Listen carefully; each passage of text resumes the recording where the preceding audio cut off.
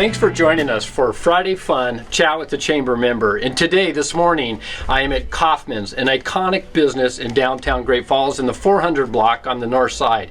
And Kaufmans has been around, I was thinking this morning, for decades. But then I was thinking, we're in the 21st century. I know they were here in the 20th century, and who knows how long they've been here. So they've actually been here for centuries. So I'm going to be visiting with Brian Kaufman this morning. And Brian, you're a tall dude. Yeah, I'm a little taller. You are. Yeah, over the years I've shrunk a little bit. I used to be about almost 6'6", but now I'm 6'4", and I think doing retail and all the crazy stuff that you do when you're young kind of pounds the body a little bit, but it is what it is. So yeah, absolutely. And I used to be 6'4" as well too. And after years of retail, now I'm 5'5". So Brian, thanks for joining me this morning. Thank you, Shane. Thank you very much. Looking forward to busy with you. So when did Kaufmans begin? I was thinking again, centuries, but when did Kaufmans begin with your great-grandfather, it was my great-grandfather, Mose Kaufman, and he started the business in 1894. Wow. And actually last month in November, and he basically started it out of a wagon. And he did that for a couple months before he landed a place on the 100 block. And according to Family Laurel, we have been up and down Central, and we've moved 9 times in 126 years. So. And now, how long have you been managing the store? I know you're an owner with your father, and it's been in the family again for centuries. But how long have you been managing? Well, I've been here since 1894. I'm in that old fart there. You're a little gray. Since 1994. So I came at our 100-year anniversary, and I've been running the place since '97. And my father's, has kind of been hand in hand. A lot of it, and he's probably going to follow suit like my grandpa. He worked here till he was 92. Wow. Okay, mind you. Wow. So my father's 85, but I have a real good office manager that limits him to about a couple hours a day. So she gets on him. He'll never listen to me, but he sure listens to her, so that's a good thing. So, yeah. Yeah, when you need your dad to do something, tell her to tell your dad. Exactly. It'll get done. Yes. So, well, I've loved Kaufmans for years. I was here in the early 90s at Herberger's, and then when I moved back in 2012, have always enjoyed coming down to Kaufmans. And what's cool about Kaufmans is because they know men and their sizes so well. You could walk in the door, and they're like, you look like you're a 44 short. You look like your waist is a 32. So let's get you set up. And immediately they'll throw on a jacket, and it fits right off the bat. So, but tell me some exciting things. I know COVID has been a challenging year for all of us. And I remember hearing that you had all these tuxedos on hand, getting ready for prom on hand in the store. And I came down and talked to you right away. But just maybe walk us through this journey a little bit. Well, kind of the hero of the whole thing was Kerry Parsons, the principal over at CMR, and him and I went to school together. And he sent me a text, and it was kind of funny, but he said, the proms may be canceled or permanently postponed. Okay, so I got that about 2 o'clock in the afternoon in the office, and I looked at my office manager, Corey, and I said, Corey, call the suppliers, what do we do? And within hours, we had a plan. The next day, Carrie sent me a letter stating what was going on, and meantime, my office manager called all the small schools. They all kind of were thinking the same thing. Our supplier was great. We had 30 inbound cases coming in, and they were for 10 days out. We were able to turn those things around and get them out of here, and there was no cost involved. Granted, we lost the revenue, but it was kind of a blessing in disguise because there was no cost attached to the loss of revenue. Okay, it would have probably been pretty epic if we had to pay for those and we couldn't use them.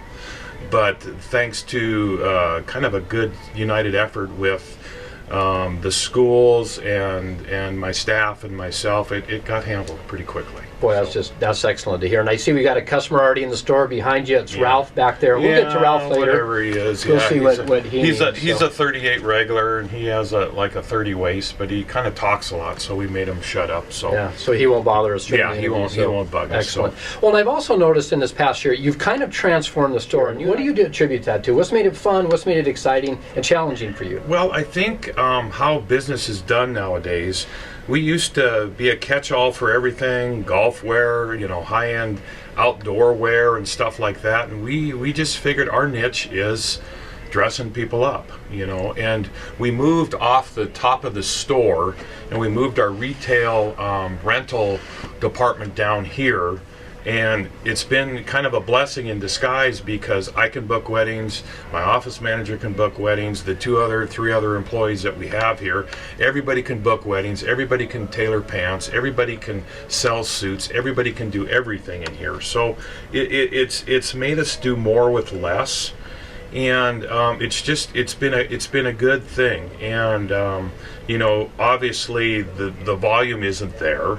And you can say what you want to say about the internet, and that is an important ingredient to a lot of us out there. Mm-hmm. But if you don't touch and feel and get someone who knows what they're doing, I could sit here countless times and tell you about how many people have come in with bad measurements and bad purchases on the internet with suits and sport coats due to not knowing what they're doing. So it has been challenging.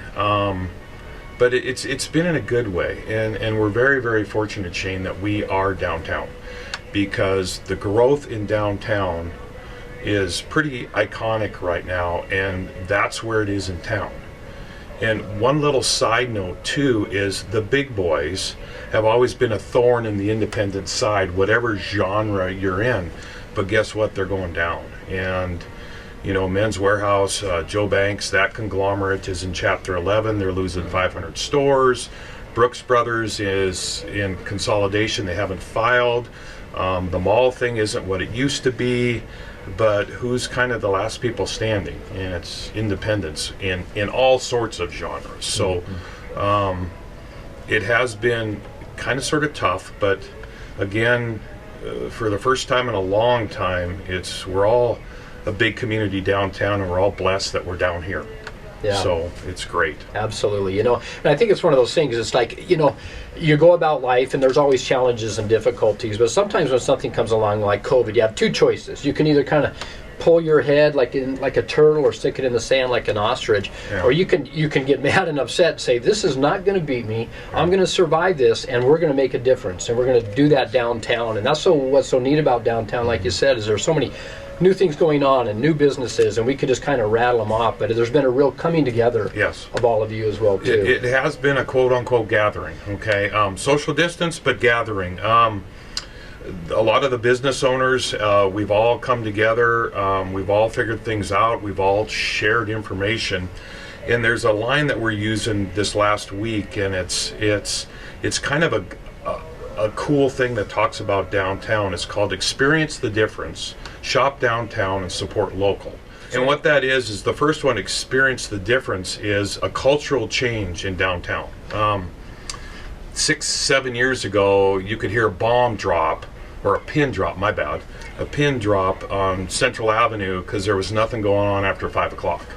Now you've got the bars, the restaurants, you have all these iconic new restaurants, breweries, all this stuff, and after 3:30, it's hard to park on Central Avenue from the 3rd through the 5th block, and that's due to some of these changes that has happened. And what it has done is it's brought the younger people downtown, and that's a big thing, because if you don't have that, you're not going to have the retail, you're not going to have the people that want to stay and eat and dine and shop and stuff like that.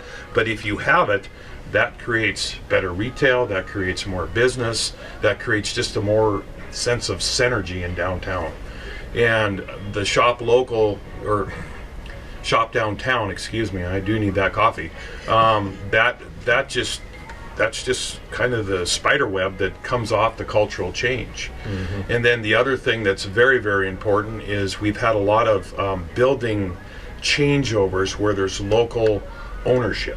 And that's key because they're taxpayers and they want to see their business grow. They're not an absentee landlord, and that's a good thing. And I could tell you all sorts of things that potentially will be going on, but we're not going to go there. But we have new ownerships on some of the buildings on the 500 block. We have new ownership on the 300 block. Gosh, it's just everywhere downtown here. It's going to explode. And one thing that has happened, and except for when the pandemic hit, but in the summer of 19, you literally could park your car on Central Avenue at 6:30 in the morning and not leave till 2 o'clock at night, because there was that many things to keep you entertained all day long. Yeah. So, absolutely. And it's just a wonderful thing, and there's wonderful ownerships, and wonderful business people and wonderful employees, and gosh, I don't know what else to say, but we're just very, very fortunate at this time that we're downtown. Absolutely. You know, and you hit on a few things, and I can just think, again, moving here in December of 12 and coming downtown, and yeah, there wasn't a whole lot here.